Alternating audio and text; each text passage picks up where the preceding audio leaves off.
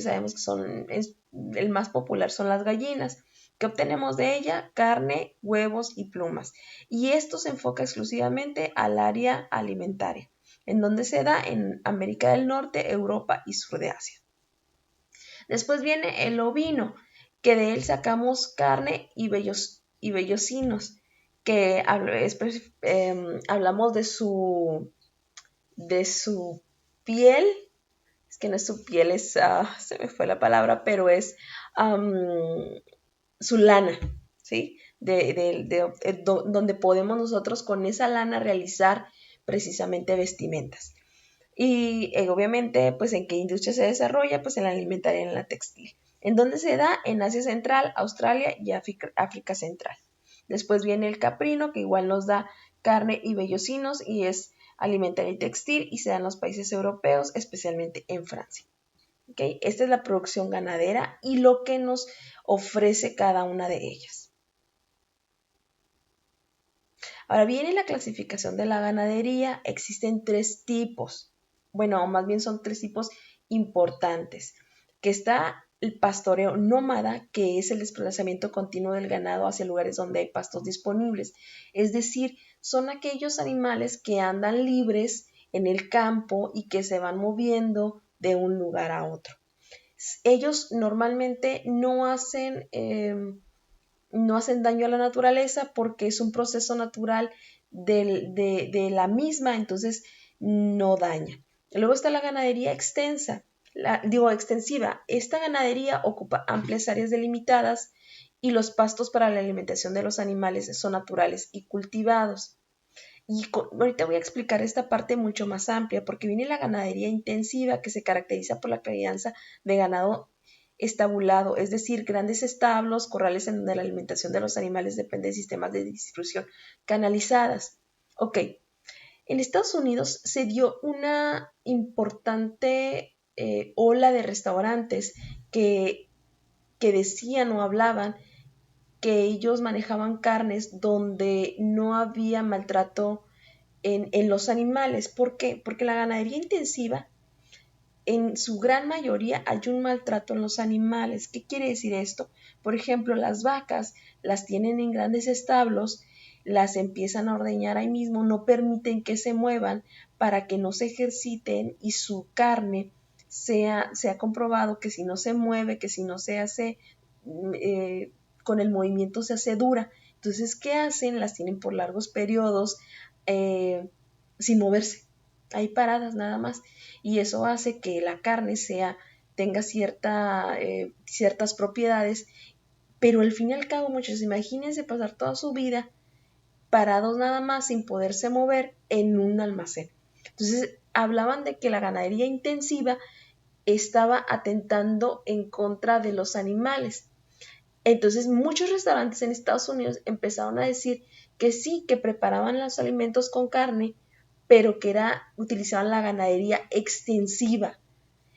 Es decir, que dejaban que los animales sí los sacrificaban, sí sacaban la carne de ahí, pero que su vida, desde que nacían hasta que llegaba el momento en que los sacrificaban, eran felices.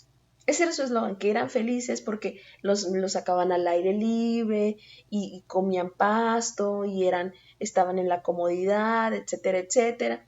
Entonces, esa era la diferencia entre la ganadería extensiva y la ganadería intensiva. Tenemos que reflexionar algo muy importante con este tema. La agricultura y la ganadería producen los alimentos y otras materias primas para la humanidad, pero también debe ofrecer una remuneración digna y suficiente para quienes se dedican a estas actividades. Y esto es bien importante porque resulta que muchas veces los campesinos, por ejemplo, me tocó ver un comercial hace muchos años cuando el aguacate empezó a salir a 40, 50, 60 pesos en la ciudad. Y muchos agricultores se ponían en su pick-up a la orilla de las carreteras y lo vendían en 15 pesos, 20 pesos, porque decían que ellos lo vendían barato a las grandes empresas y que las grandes empresas hacían un negociazo porque lo vendían carísimo. Y en realidad, no sé, un producto ellos lo vendían el kilo, se los compraban en 8 pesos el kilo y la industria lo vendía en 80 pesos. Entonces no era acorde lo que ellos vendían con lo que las grandes industrias lo estaban vendiendo al público. Entonces es bien importante saber que quienes se dedican a esa actividad deben de tener una remuneración digna, justa.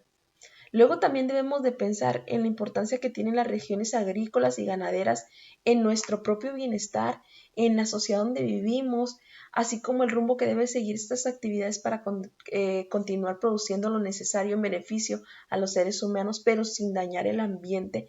Y sobre todo, muchachos, saber que la ganadería no necesariamente tenemos que utilizar maltrato, pues estos pobres animales, y que si al fin y al cabo van a ser los que nos van a alimentar y de los cuales pues obviamente vamos a obtener muchos beneficios, la humanidad, pues lo mínimo que podemos hacer es darle una vida digna.